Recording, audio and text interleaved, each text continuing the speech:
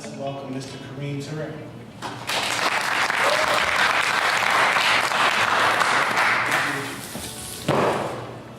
Oh, he bought items too. See, they not playing. They on point tonight. Do you know who you are? Do you know what you possess? Mirror of magnificence reflecting the ultimate source of strength. The divine architect that created it all. The sun, the moon, the stars. Jupiter, Pluto, Venus, Mars. Beautiful manifestations of beautiful creation. Do you know who you are? Do you know what you possess? You are the first, yet treated the worst. You are the best, represented in flesh. You are the walking embodiment of God's consciousness. You are the black man's gift. You are the black woman.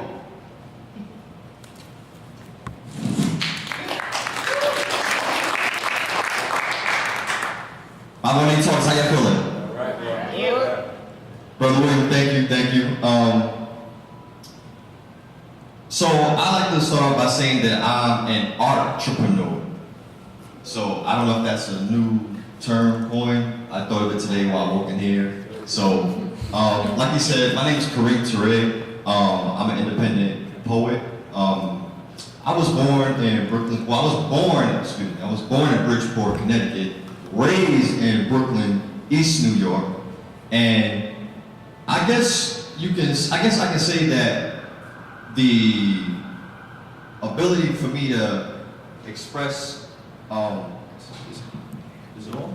No, it's on. We just turned it down. Okay. You don't need it, it's pushing. I guess you could say my ability to express myself in a creative format was something that I was genetically coded with. I inherited from my pops because back in the day, he would say, he was a rapper slash DJ, and growing up, I would see and read some of his rhymes, his lyrics, and it resonated with me.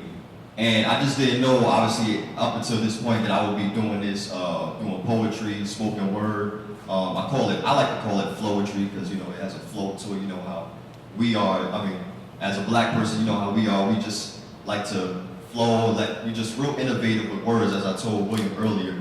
But I guess you could say it motivated me, and I needed I guess I came across something that just tapped into that, to where I'm doing what I'm doing now, is spoken word poetry.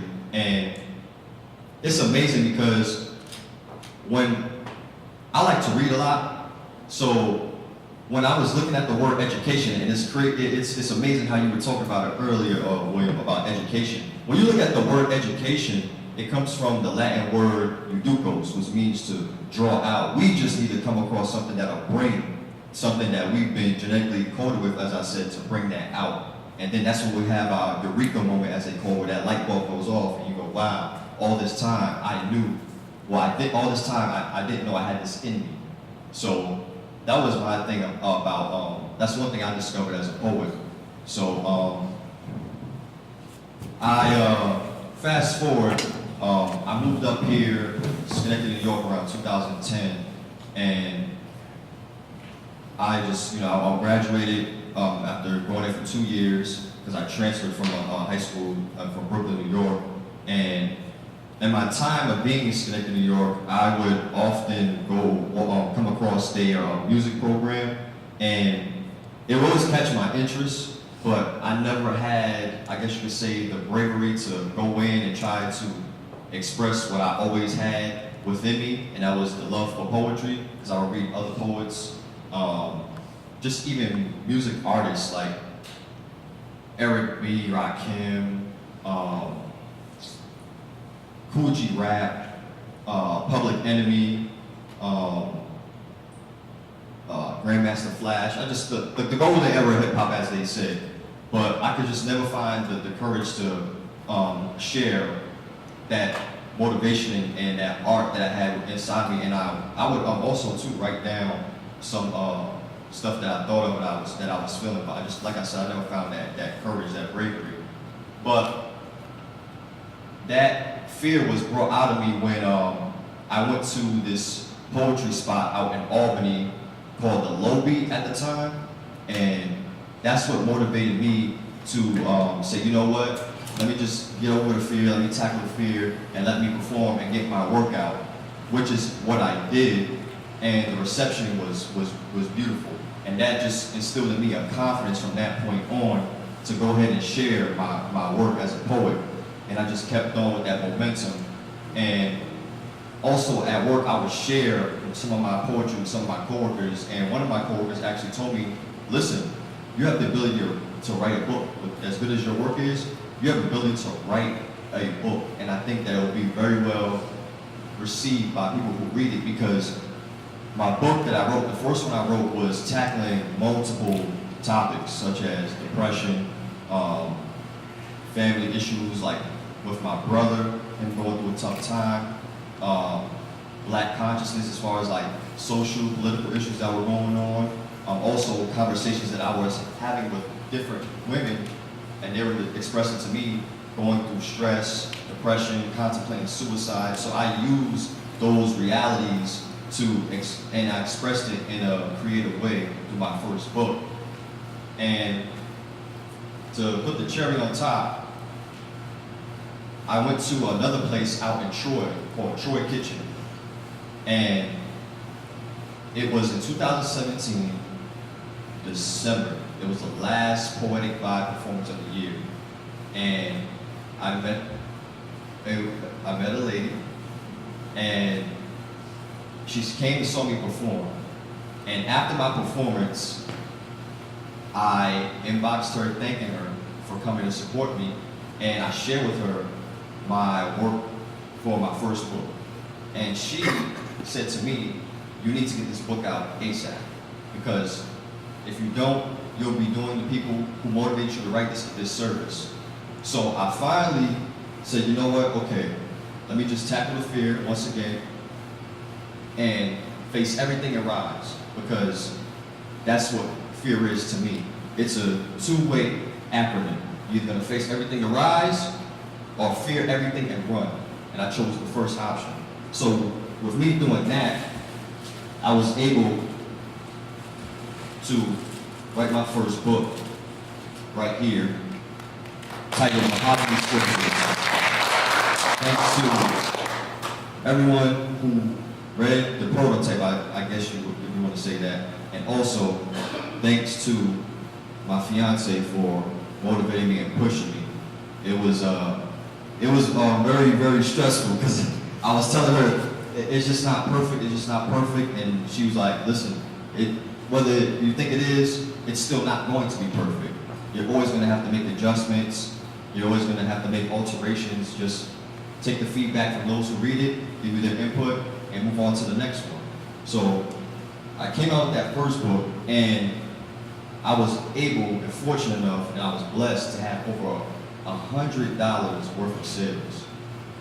Now, I guess to some people that may not be a lot, but coming from where I come from, Brooklyn, New York, East New York, the gutter of the gutter, your mom being on Section 8 and just assistance, that means a lot. And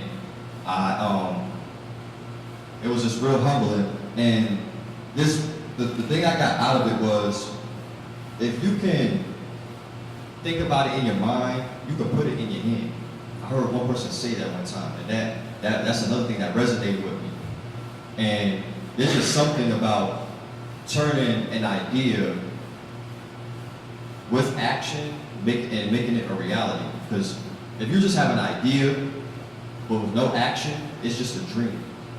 But an idea with action, it's a reality. And it builds a confidence. It brings about a confidence in you to want to do more now that you're seeing what you're able to do with your innovation, with your mind.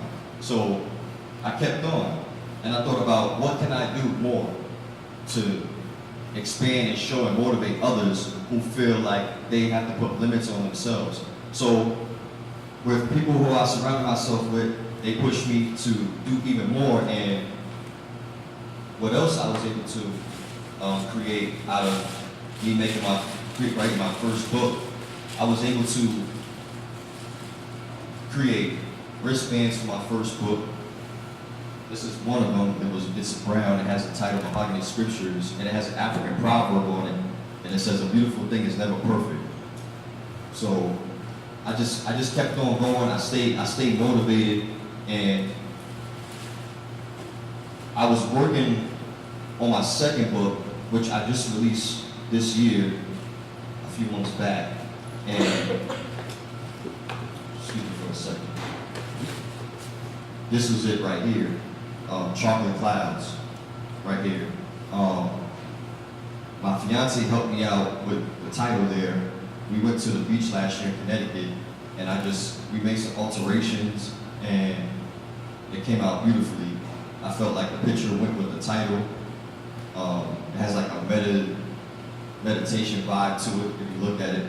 To me, it does. So, that's just what I have here, and I also came out with bracelets for it too, right here. So, like the gentleman said before, he said, we have no limitations. The only limitation you have is what you put on yourself,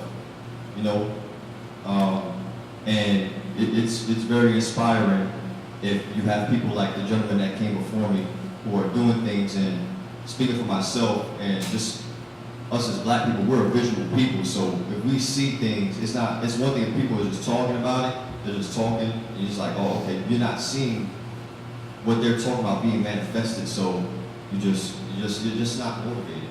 But if you do see it, it motivates you to say, all right, okay, if he can do it or she can do it, then I can do it. You just gotta have that determination and see others manifesting those ideas. But influences for me, I would say, were for poetry would be like hip hop artists. I'm actually more than just poetry. I do community work when I can as well. Damani Farley, I've done some work with him with Miracle on Craig Street. We do a variety of things. I heard somebody earlier say something about food justice. That's very important. Food justice is very important, and that's one thing I'm gonna branch off to in my poetry, is talk about more social, agricultural topics. I heard a brother talk about economics. I'm branching off to that too. I'm gonna call it economic tree, to where in my poetry I'm gonna put in poetic format to express to people who are financially illiterate, based off what I'm learning and what I'm continuing to learn, how to go about building your credit, fixing your credit, how to leverage your credit to put you in better positions, like if you want to go to a dealership, to leverage your credit to get a low interest rate, how to come to them prepared with your credit report, to let them know, hey, don't run my credit 18 times to ding it up, because that's what they do. So it's just like, I'm more than just the generic type of poetry to where it's like an overflow of emotion. I just want to tackle a lot. And I think a motivator for that was the hip hop artist we just lost, unfortunately, Nipsey Hussle. His album, Victory Lap, and one of the songs, it's the second track, and one of the songs he talks about life insurance and how important life insurance is. And with him saying that in his music, in his art, it motivated me to go and get life insurance for myself. So that's just something that I took from an artist who's a poet as well, believe it or not. And I wanted to implement it into my life, and I also want to implement it into my poetry. I really don't have anything else to say, so I'll leave you out with this quote by Marcus Garvey. Without confidence, you are twice defeated in the race of life. Make the sky your limit, but eternity your measurement. So I'll leave you out with that.